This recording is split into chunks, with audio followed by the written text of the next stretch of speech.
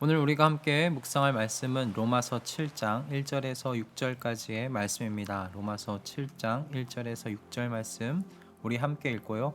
오늘 우리에게 주시는 하나님의 은혜를 함께 나누도록 하겠습니다. 형제 자매 여러분, 나는 율법을 아는 사람들에게 말을 합니다. 율법은 사람이 살아있는 동안에만 그 사람을 지배한다는 것을 알지 못합니까? 결혼한 여자는 그 남편이 살아있는 동안에는 법으로 남편에게 매여 있으나 남편이 죽으면 남편의 법에서 풀려납니다. 그러므로 남편이 살아있는 동안에 그 여자가 다른 남자에게로 가면 그 여자는 간음한 여자라는 말을 듣게 됩니다. 그러나 남편이 죽으면 그 법에서 해방되는 것이므로 다른 남자에게로 갈지라도 간음한 여자가 되지 않습니다.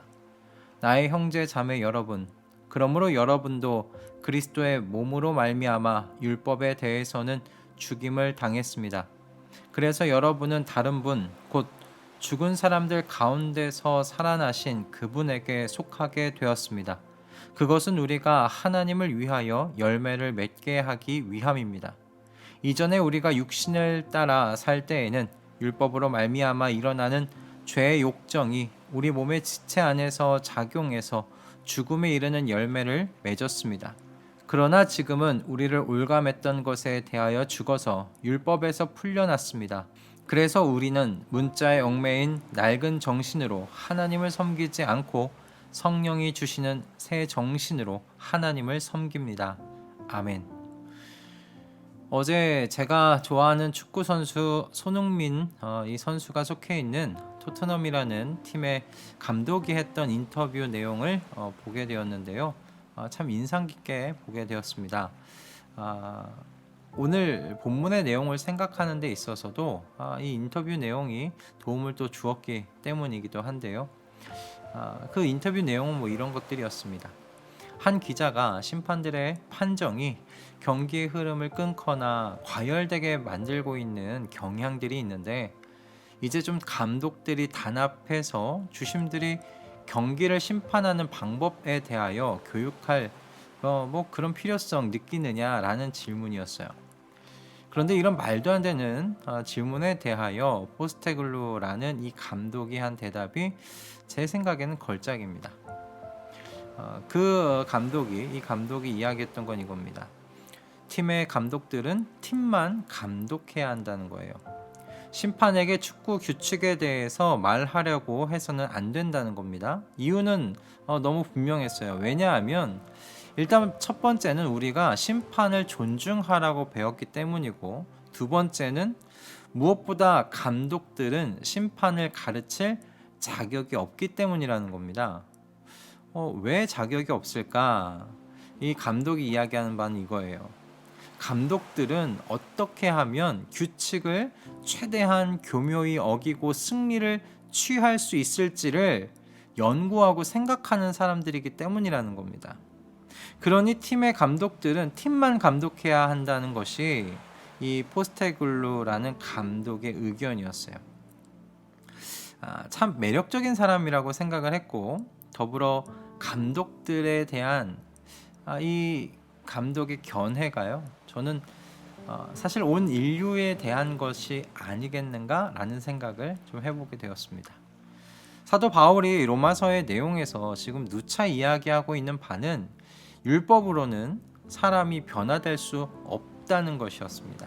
그리고 그는 사실 율법은 우리 안에 있는 죄에 대한 욕망을 부추기는 그런 작용을 할 뿐이라고 말하기까지 했지요. 5절 말씀입니다. 이전에 우리가 육신을 따라 살 때에는 율법으로 말미암아 일어나는 죄의 욕정이 우리의 몸의 지체 안에서 작용해서 죽음에 이르는 열매를 맺었습니다. 처음에는 이 말씀이 잘 이해가 되지 않았어요. 왜 율법 때문에 죄에 대한 욕정이 일어날까? 율법이 우리 안에 있는 이 죄의 불꽃에 기름을 붓는 그런 역할을 하는 건가? 율법은 그런 무의미한 것이고 사실 어쩌면 없었어야 하는 것이 아닌가, 뭐 이런 생각이 드는 거죠. 그런데 사도 바울이 이야기하고자 하는 바는 이런 것이 아니죠. 앞에서 말씀드린 인터뷰 내용으로 비유하면 이렇게 이야기할 수 있을 것 같습니다. 여러분, 규칙 자체에는 문제가 없어요. 그런데 축구 규칙을 들은 누구에게 문제가 있는가? 감독에게 문제가 있다는 거죠. 어떻게 하면 이 규칙을 교묘하게 어겨서 내가 원하는 승리를 얻을 수 있을까? 이렇게 연구하고 고민하는 것이 감독이기 때문에 감독들은 심판의 교육에 절대 참여하면 안 된다는 것이었잖아요. 여러분, 마찬가지 아닙니까? 사람이란 존재가 원래부터요, 그 마음 안에 하나님의 법에 대한 무엇을 가지고 있느냐?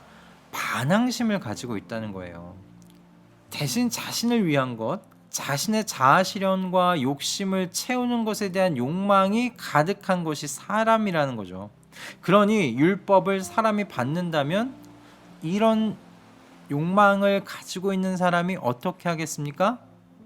어떻게 하면 교묘하게 피해가면서, 이 율법을 피해가면서 내가 원하는 바를 얻을 수 있을까를 고민하지 않겠느냐는 거예요. 그래서 겉으로는 율법을 지키는 것 같아 보이지만 실제로는 율법을 통해 원하시는 하나님의 목적을요, 하나도 이루어 드릴 수 없는 그런 존재가 사람이라는 겁니다. 그러니 여러분, 어떻겠어요? 율법이 세밀해지고 이 율법이 많아질수록 사람의 죄는 어떨까요? 똑같이 더 세밀해지고 깊어지고 많아질 수밖에 없는 거예요. 어떻게 이 많은 이 율법, 이 법을 요리조리 피해가면서 내가 원하는 바를 얻어낼까? 이것이 사람의 원래 마음이니 사람이 죄를 지을 수밖에 없는 거죠. 사람에게는 처음부터 하나님의 법을 지키고자 하는 마음이 없습니다. 하나님의 법에 반항하려는 마음, 그 마음으로 가득한 것이 사람입니다. 그러나 여러분, 그리스도인은 그럼 어떤 사람이 되었는가? 어떤 사람인가? 십자가에서 죽으시고 부활하신 그리스도의 몸으로 말미암아 율법에 대해서 죽임을 당한 사람이라고 바울은 말합니다. 율법에 대해 죽임을 당했다는 것이 그럼 이제는 율법이 필요 없는 사람 되었다는 의미일까요? 아니죠. 아직도 우리 안에 남아있는 이 죄를 향한 관성은 저와 여러분이나 율법이 필요한 사람이란 사실을 알게 해주고 있지 않습니까? 그렇다면 율법에 대하여 죽임을 당했다는 여러분, 이 말의 뜻은 무엇일까요? 죄를 짓지 않기 위해 율법을 의지해야 했던 상태, 그 상태에서 떠난 사람이 되었다는 의미예요. 죄를 짓지 않으려고 사람들은 법을 의지하지 않습니까? 율법을 기준 삼지 않습니까? 왜 그런 겁니까? 죄 짓지 않으려고 하는 거죠. 여러분, 또한 우리를 변화시키지 못했던 이 연약한 율법으로부터 떠난 사람 되었다는 그런 의미도 가지고 있어요. 여러분, 법이나 율법이나 사람을 변화시키지는 못하잖아요. 사람의 행동을 통제할 수는 있지만 사람 자체를 변화시키지는 못합니다. 그럼 율법을 의지하지 않게 되었다면 여러분, 그리스도인은 이제 무엇을 의지해야 하겠습니까? 무엇을 의지하는 사람 되게 된 것일까요? 사도 바울은 이렇게 이야기하죠. 그리스도인은 죽은 사람들 가운데서 살아나신 그분에게 속하게 되었다. 여러분, 그리스도인은 그럼 어떻게 죄를 짓지 않습니까? 더 이상 율법을 의지하지 않아요. 나를 위하여 자기 자신을 내어주신 하나님의 아들을 의지함으로 여러분, 이제 죄를 짓지 않게 됩니다. 독생하시는 아들을 우리에게 내어주신 하나님을 의지함으로 이제 죄를 짓지 않게 되는 거예요. 그리고 이제 그리스도인은 이 은혜의 복음으로 인해서 성령이 주시는 새 정신으로 변화된 사람이기 때문에 그 마음 가운데 어떤 갈망이 일어나게 되는가? 하나님의 율법에 대한 반항심이 아니고요, 하나님을 위해서 어떻게 하면 열매 맺는 삶을 살 수 있을까에 대한 갈망이 일어나기 시작한다는 거죠. 그리고 실제로 열매를 맺는 생명의 삶을 이제 시작하게 된 사람, 여러분, 그 사람이 그리스도인입니다. 그러니 여러분, 그리스도인은요, 어떤 의미에서 율법에 대해서 그래서 죽었다 이야기하는 겁니다. 그리고 새 정신으로 율법이 요구하는 하나님의 마음을 이루어드리는 새로운 존재가 되었다는 것이죠. 여러분, 사람들은 유토피아를 꿈꾸지 않습니까? 그래서 어떤 사람들은요, 시스템을 잘 갖추면 유토피아를 만들 수 있다고도 생각했습니다. 그러나 여러분, 유토피아는요, 사람이 바뀌지 않는 이상 이루어질 수 없습니다. 그리고 사람은 그 어떤 외부적인 제도나 시스템으로는 바꿀 수 없는 존재입니다.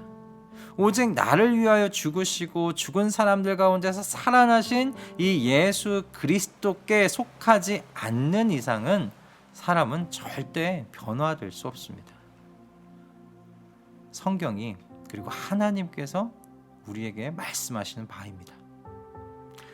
물론 여러분, 우리가 꿈꾸는 유토피아, 하나님의 나라는요, 하나님께서 이 땅에 완전히 임하셔서 사람의 역사를 끝내실 때 비로소 완성될 겁니다. 그러나 우리는 하나님 나라의 파편을 이곳에서도 경험할 수 있어요. 하나님께서 그 길을 열어주셨어요.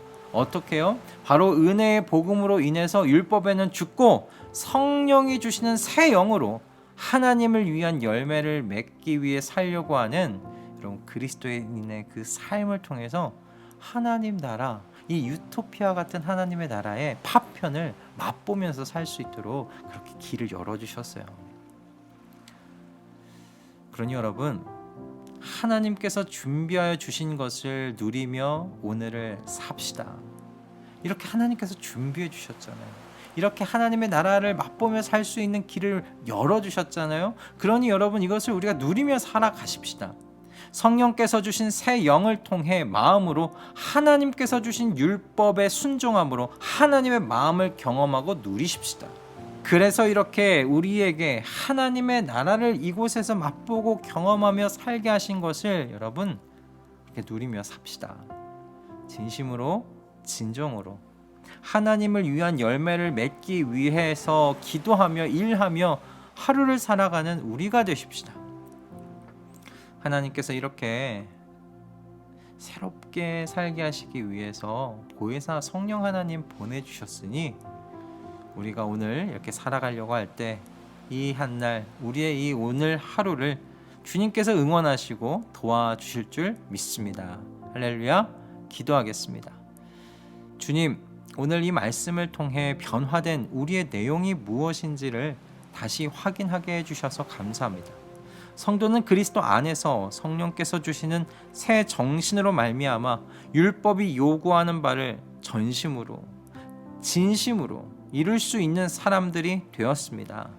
은혜의 복음으로 우리를 구원하신 그리스도께 의지하여 이전에는 할 수 없었던 하나님을 위한 열매를 맺으며 살 수 있는 사람들 되었습니다. 그러니 오늘 이 하루를 성령 하나님께서 주신 이 새 정신으로 하나님을 섬기며 보내게 하여 주시옵소서. 한 걸음 한 걸음 그 내딛는 발걸음을 우리 주 예수 그리스도와 함께 걸어가는, 그분을 의지하면서 걸어가는, 그분의 손을 붙잡고 걸어가는 우리 모두가 되게 하여 주시옵소서. 우리와 동행하시며 우리의 걸음걸음을 도와주실 우리 주 예수 그리스도의 이름으로 기도드립니다. 아멘.